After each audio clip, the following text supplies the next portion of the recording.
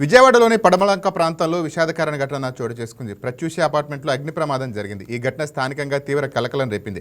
ఎండల తీవ్రత కారణంగా షార్ట్ సర్క్యూట్ జరిగి ఏసీ అవుట్డోర్ యూనిట్లో మంటలు చెలరేగినట్టు తెలుస్తోంది. అనంతరం ఈ మంటలు పక్కనే ఉన్న గ్యాస్ సిలిండర్కు వ్యాపించడంతో భారీ పేలుడు సంభవించింది.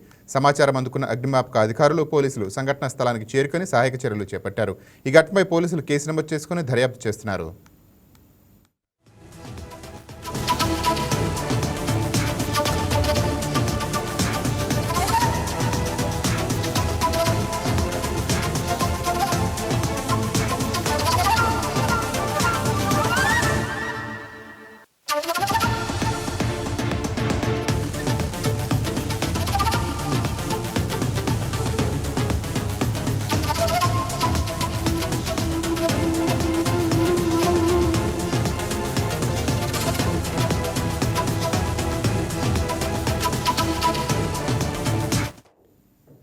దీనిపై మరింత సమాచారం మా కరెస్పాండెంట్ బిందు అందిస్తారు. రైట్ బిందు, చెప్పండి, అగ్ని ప్రమాదం సంభవించిన తెలుస్తోంది, అప్డేట్స్ ఏంటి?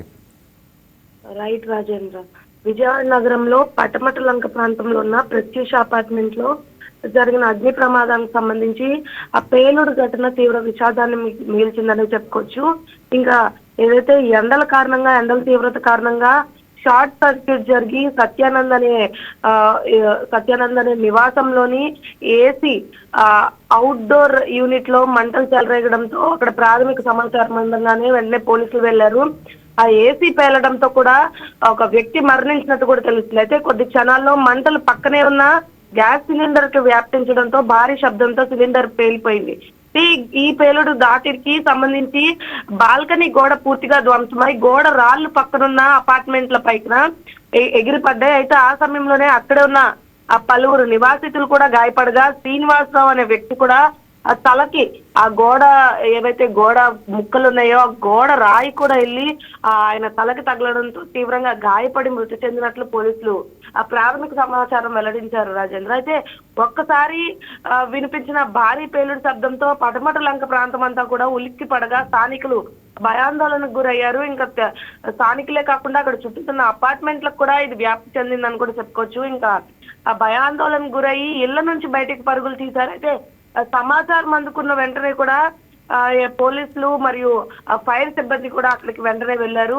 ఒక్కసారిగా వినిపించిన ఈ భారీ పేలుడికి సంబంధించి మొత్తం ఫైర్ సిబ్బంది కూడా వెంటనే ఘటనా స్థలికి చేరుకొని మంటలను అదుపులోకి తీసుకున్నారని చెప్పుకోవచ్చు. అయితే ప్రమాద తీవ్రతను అంచనా వేసేందుకు పోలీసులు మరియు ఫైర్ అధికారులు సంయుక్తంగా పరిశీలనలు చేపట్టారు రాజేంద్ర. అయితే ఈ ఘటనకు సంబంధించి ఆ ఘటన జరిగిన సమయంలోనే సత్యానంద్ కుటుంబంతో కలిసి ఈ నెల 7వ తేదీన విదేశాలకు వెళ్ళినట్లు సమాచారం. ఖాళీగా ఉన్న ఇంట్లోనే ఈ ప్రమాదం చోటు చేసుకోవడం కూడా గమనార్హం అని చెప్పుకోవచ్చు. ఇంట్లో ఎవరు లేరు కాబట్టి సరిపోయింది. అయినప్పటికీ కూడా ఇంట్లో జరిగిన ప్రమాదానికి సంబంధించి పక్కన ఉన్న అపార్ట్మెంట్ లోకి ఏదైతే ఆ గోడ రాళ్లు వెళ్లి తగలడంతో ఒక వ్యక్తి అక్కడికక్కడే మృతి చెందినట్టు కూడా తెలుస్తుంది. ఇంకా పేలుడు దాటికి అపార్ట్మెంట్ లో ఉన్న పలు చోట్ల కూడా గోడలు దెబ్బతిన్నగా చుట్టుపక్కల నివాసితులు కూడా తీవ్ర భయానికి గురయ్యారు. ఘటనపై కేసు నమోదు చేసిన పటమటలంక పోలీసులు కూడా అన్ని కోణాల్లో దర్యాప్తు చేస్తున్నారు Rajendra. Right, thank you Bindu.